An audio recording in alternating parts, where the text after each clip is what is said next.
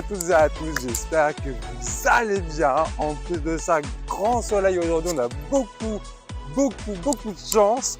Je suis très heureux de vous retrouver aujourd'hui pour l'épisode 2 de Comment fait-on du champagne. Et on se retrouve aujourd'hui à Berzonnet et juste derrière moi, je suis sûr que vous l'avez reconnu, le Moulin de Moum.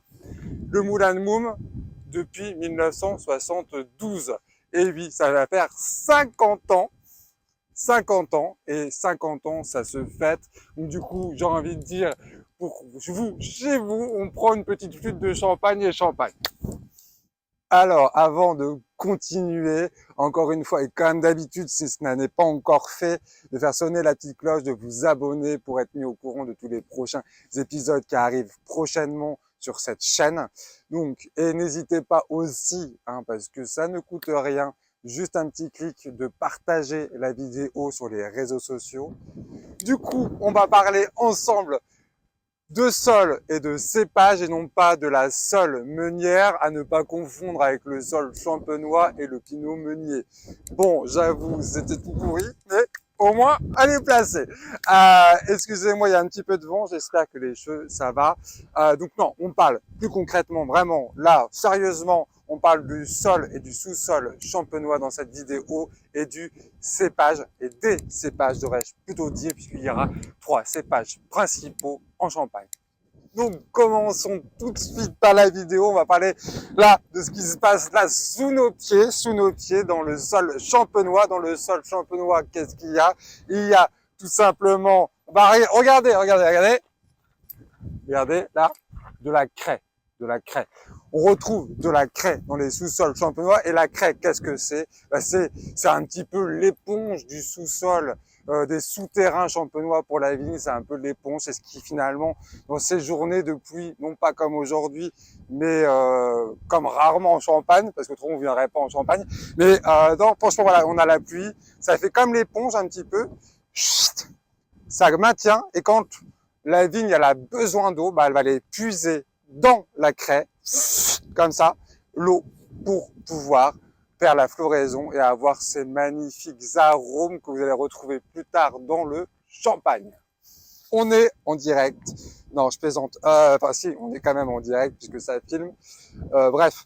Maintenant, j'ai envie de vous parler un petit peu plus des cépages champenois, les cépages champenois. Alors, à votre avis, justement, quels sont-ils ces cépages champenois?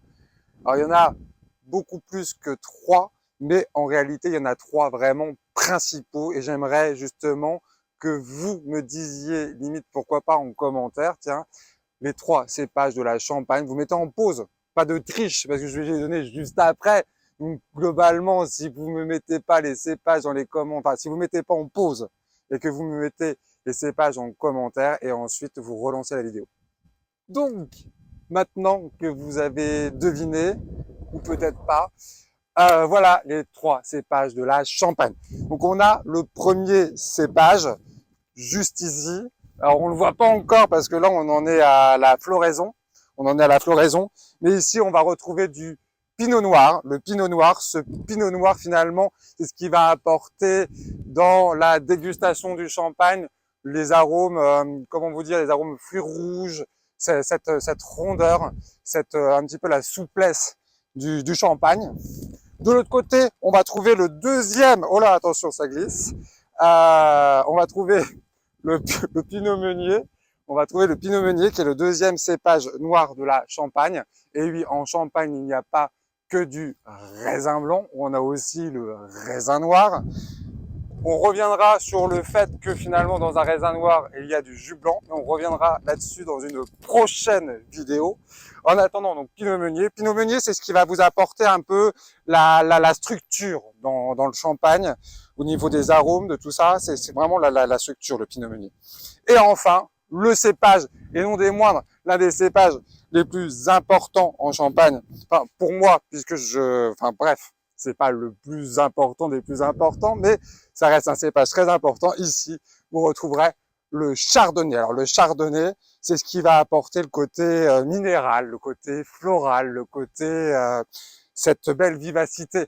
Alors, D'ailleurs, en parlant de vivacité, quelque chose qui peut être énervant finalement, quelque chose qui peut être énervant, c'est quand on entend parler de l'acidité.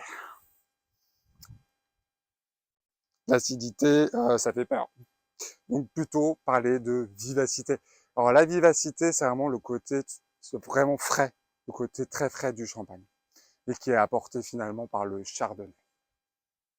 Donc maintenant qu'on a parlé des sols champenois, des cépages, des 3 cépages principaux qu'on peut retrouver en Champagne, bah voilà, j'ai envie de vous dire un petit peu fin de vidéo, hein, voilà, tout simplement. Avant la fin de la vidéo, j'ai envie de vous faire un petit rappel parce qu'on a l'épisode 3, hein, n'oubliez pas, épisode 3 qui arrive très prochainement, donc de faire sonner la petite cloche pour être mis au courant, de vous abonner à la chaîne, à la chaîne, de liker la page et naturellement de partager cette vidéo si elle vous a plu. Restez vous-même, restez connectés et à bientôt.